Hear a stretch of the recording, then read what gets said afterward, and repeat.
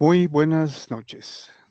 Tenemos la lectura de la liturgia de la palabra del día martes 25 de marzo, la tercera semana del tiempo ordinario, ciclo C. Este día es especial porque es nada menos que una solemnidad, la anunciación del Señor.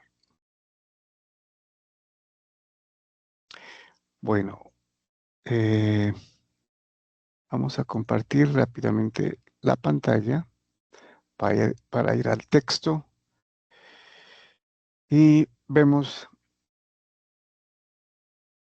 la solemnidad, ¿no? Que pues se la conoce, se la conocía de diferentes formas, pero desde la Reforma, después del Concilio Vaticano II, se la conoce como la Anunciación del Señor, porque es el Señor Jesucristo quien es anunciado. Y a la Virgen María por el Arcángel San Gabriel. Muy bien. Vamos a la primera lectura que obviamente por ser la solemnidad de la anunciación del Señor, pues tiene lecturas apropiadas, ¿no? Para esta solemnidad. Muy bien, vamos a la primera lectura. Tenemos del libro del profeta Isaías, capítulo 7, versículos del 10 al 14 y del 8 al 10. Muy bien, nos dice el profeta Isaías. En aquel tiempo el Señor habló a Acaz. Pide una señal al Señor, tu Dios, en lo hondo del abismo o en lo alto del cielo. Respondió Acaz, no la pido, no quiero tentar al Señor. Bueno, aquí un poco de contexto, ¿no?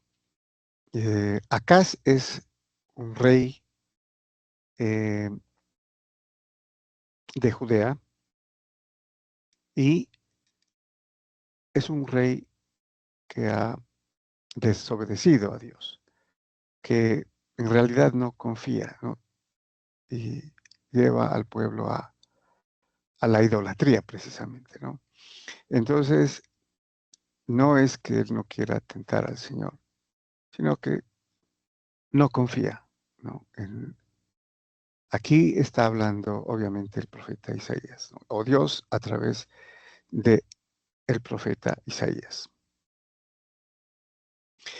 Acaz es un rey que jamás tiene la confianza puesta en otros reinos, ¿no? Como los asirios, los egipcios, para emprender eh, batalla y guerra contra sus enemigos. Muy bien. Entonces dijo Dios, escucha, casa de David, no te vas a cansar a los hombres, que cansas incluso a mi Dios, pues el Señor por su cuenta te dará una señal. Mira, la Virgen está encinta y da a luz un hijo y le pondrá por nombre Emmanuel, que significa Dios con nosotros. Bueno, entonces esta es una profecía que es muy importante porque precisamente va a ser citada en el Evangelio según San Mateo. Y menciona aquí, ¿no? La Virgen está encinta, que es referida a la Virgen María, y da a luz un hijo, y le pondrá por nombre Emmanuel, que significa Dios con nosotros. En hebreo sería eh, con nosotros Dios, Emmanuel con nosotros, y Él es Dios, ¿no? Bueno, entonces ya tenemos esta profecía del profeta Isaías, ¿no? Que se cumplirá. No le dice cuándo, pero le dice, eh, de alguna manera lo importante es que esta profecía es la que va a permitir tener al rey profetizado en el Antiguo Testamento y cuyo reino será eterno, ¿no? Bueno, vamos al Salmo responsorial. Tenemos el Salmo 39, cuyo responso es: aquí estoy, Señor, para hacer tu voluntad. Bueno, entonces nos dice el salmista: tú no quieres sacrificios ni ofrendas, y en cambio me abriste el oído. No pides sacrificio expiatorio. Entonces digo, aquí estoy. Aquí habría que hacer una explicación sobre la traducción, ¿no? Porque hay una traducción que se conoce como la de los 70, ¿no? La Septuaginta, que tiene una traducción un poco diferente, o muy diferente, digámoslo, ¿no? Entonces, ¿dónde está la diferencia? En me abriste el oído. Los 70 traducen aquí, me formaste un cuerpo, que podría ser más coherente, eh, como vamos a ver, porque esto eh, desde este salmo ya se está aludiendo al sacrificio expiatorio de Jesucristo, ¿sí? Entonces, al decir, me formaste un cuerpo, sigue la parte importante. Y entonces dice, entonces digo, aquí estoy. Como está escrito en mi libro, para hacer tu voluntad. Dios mío, lo quiero y llevo tu ley en las entrañas. Entonces, como está escrito en mi libro, para hacer tu voluntad. Ya vemos aquí entonces con mayor claridad que se trata de el Mesías, ¿no? Por eso es más apropiado decir, me has formado un cuerpo, ¿no? Aquí estoy para hacer tu voluntad.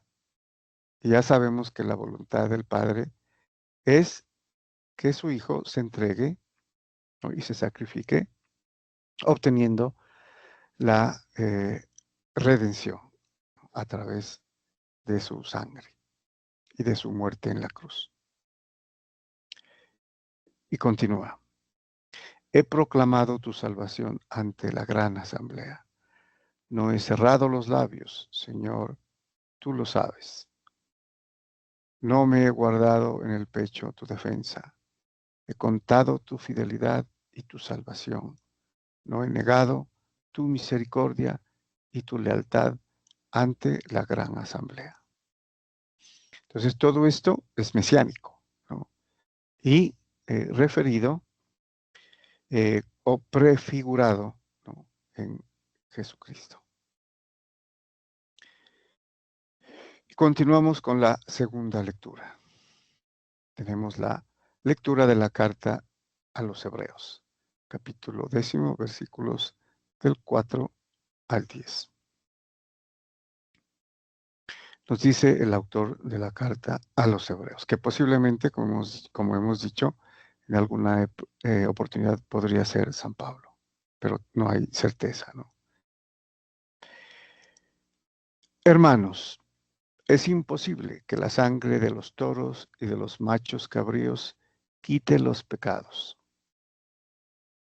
Aquí sabemos también que en la Nueva Alianza, que esto ya es del Nuevo Testamento, lo del Antiguo se lo tomaba como figura, ¿no? Como una sombra, como dice un poco antes de este texto, como una sombra de los bienes venideros, ¿no? Apunta al sacrificio redentor del Señor Jesucristo. Por eso, cuando Cristo entró en el mundo, dijo: tú no quieres sacrificios ni ofrendas, pero me has preparado un cuerpo. Aquí tenemos la cita del Salmo que acabamos de leer. Y lo pone en boca de Jesucristo, ¿no? Eh, el autor de la carta a los Hebreos. Entonces, repetimos. Por eso, cuando Cristo entró en el mundo, dijo: tú no quieres sacrificios ni ofrendas, pero me has preparado un cuerpo. No aceptas holocaustos ni víctimas expiatorias. Entonces yo dije lo que está escrito en el libro: aquí estoy. También que es cita del Salmo 39 que acabamos de leer. No aceptas holocaustos ni víctimas expiatorias, ¿no? La víctima expiatoria se hacía cada año, en el día de la expiación, Yom Kippur, el día de la expiación. Y era una vez al año sacrificio que llevaba a cabo el sumo sacerdote, ¿no? Y entraba en el santo de los santos y rociaba con sangre el propiciatorio, ¿no? Bueno, entonces retomamos. Entonces yo dije lo que está escrito en el libro: aquí estoy, oh Dios, para hacer tu voluntad. Y a continuación hace la exégesis, ¿no? El autor del libro de los Hebreos. Primero dice: no quieres ni aceptas sacrificios ni ofrendas, holocaustos ni víctimas expiatorias, que se ofrecen según la ley. Después añade: aquí estoy yo para hacer tu voluntad. Niega lo primero para afirmar lo segundo, y conforme a esa voluntad, todos quedamos santificados por la oblación del cuerpo de Jesucristo, hecha una vez para siempre. Bueno, entonces aquí es importante cuando dice niega lo primero, ¿no? Lo de los sacrificios, todos los sacrificios, ¿no? Que se hacían, especialmente los de animales, porque niega que la sangre de los animales vaya a, a perdonar los pecados. Y afirma lo segundo: ¿no? Aquí estoy para hacer tu voluntad. Y concluye: conforme a esa voluntad, todos quedamos santificados por la oblación del cuerpo de Jesucristo, hecha una vez para siempre. El término oblación es importante, ¿no? Porque oblación es diferente al sacrificio eh, cruento de los animales, a quienes se degollaba, se sacaba la sangre y se eh, rociaba, ¿no? La sangre. Y si era el holocausto, el sacrificio era completamente quemar el animal. Oblación, por otro lado, es una ofrenda, y es una ofrenda pacífica, es una ofrenda usualmente de cereal o de harina de trigo o flor de harina, ¿no? Amasada, decía en el Antiguo Testamento, con aceite y ofrecida a Dios como ofrenda u oblación, ¿no? Entonces, este era uno de los sacrificios pacíficos que se hacían, ¿no? Como los cruentos en los que se sacrificaba un animal. Interesante porque dice oblación del cuerpo de Jesucristo, hecha una vez para siempre. Y Jesucristo, como sabemos, es el verdadero pan de vida. Bueno, ahí habría muchas conexiones que hacer del texto, ¿no? Y terminamos con el Evangelio. Tenemos el Evangelio según San Lucas, capítulo primero, versículos del 26 al 38. También es un texto bastante conocido. Muy bien. Nos dice San Lucas: en aquel tiempo el ángel Gabriel fue enviado por Dios a una ciudad de Galilea llamada Nazaret, a una virgen desposada con un hombre llamado José, de la estirpe de David. La virgen se llamaba María. Bueno, esto también lo conocemos, prepara el contexto, ¿no? El ángel Gabriel, enviado por Dios, ¿no? Iba a, a una virgen, o sea, a la virgen en este caso, ¿no? Para ser concordantes con la profecía de Isaías. El ángel entrando en su presencia dijo, alégrate llena de gracia, el Señor está contigo. Muy bien. Tenemos entonces aquí el saludo, ¿no? El saludo del ángel. Alégrate llena de gracia. Aquí es importante el término llena de gracia, porque en el griego, ¿no? San Lucas escribió en griego, el término es que haritomene, ¿no? Literalmente diría kairos que haritomene o kairo que haritomene, ¿no? Podríamos decir salve llena de gracia, es el saludo, ¿no? O alégrate llena de gracia, es un saludo. Eh, y la observación es que este término solo ocurre aquí en toda la Biblia, ¿no? No solamente en el Nuevo Testamento. En toda la Biblia no hay sino la ocurrencia de este término, que es gramaticalmente hablando, ¿no? Es un perfecto, ¿sí? Pasivo, que actúa como pronombre. Entonces hay una diferencia aquí con nuestra oración del Ave María, ¿no? Porque nosotros empezamos diciendo, Dios te salve María, llena eres de gracia, el Señor es contigo. La menciona, ¿no? Entonces María. Pero aquí, originalmente, en el texto griego, no menciona el nombre porque es reemplazado por la llena de gracia. El ángel se dirige a la llena de gracia, ¿no? Que es un título, ya sería honorífico, ¿no? Es el mismo Dios quien saluda a través del ángel, ¿no? Salve, llena de gracia sería. El Señor está contigo. Ella se turbó ante estas palabras y se preguntaba, ¿qué saludo era aquel? Entonces, claro, una jovencita de 14 años, que es probablemente la edad que tenía la Virgen María, ¿no? Ante ese saludo que le pudo haber sonado como real, ¿no? Un ángel saludando eh, no, desde Dios, en nombre de Dios. El ángel le dijo, no temas, María, porque has encontrado gracia ante Dios. Concebirás en tu vientre y darás a luz un hijo, y le pondrás por nombre Jesús.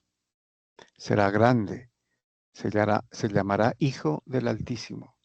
El Señor Dios le dará el trono de David, su padre, reinará sobre la casa de Jacob para siempre, y su reino no tendrá fin. Bueno, entonces vemos aquí que el ángel ve el temor, ¿no? y, y la calma, diciéndole y explicándole, ¿no? Qué es lo que va a suceder.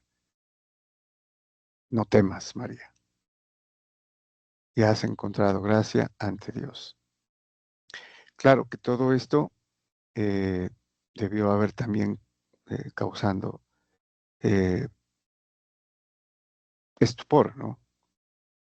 Porque en esa época, pues podría imaginarse uno, ¿quién no, qué mujer no esperaría, ¿no? Ser la madre del Mesías, porque eh, era, ¿no?, en el ambiente, la época en la que aparecería el Mesías. Bueno, importante también sobre la línea o el linaje de David, ¿no? Dará el trono de David, su padre, ¿no? Su padre, David. Por eso le dicen a Jesucristo luego, hijo de David, es decir, descendiente de David. Y reinará para siempre, no tendrá fin.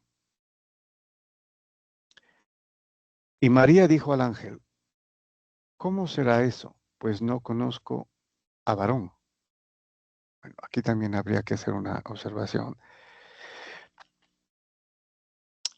Eh, no es la duda, ¿no?, de María, sino el cómo.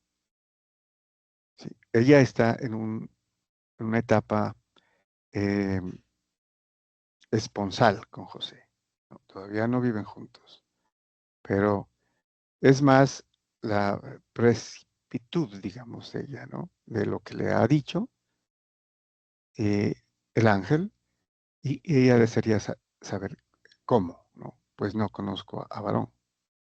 O sea, no ha tenido relaciones todavía, ¿no? Entonces, dará a luz, hace pensar que, ¿no?, ¿cómo si todavía no conoce varón? Bueno, el ángel le contestó, el Espíritu Santo vendrá sobre ti y la fuerza del Altísimo te cubrirá con su sombra. Por eso el santo que va a nacer se llamará Hijo de Dios. Muy bien, el Espíritu Santo vendrá sobre ti.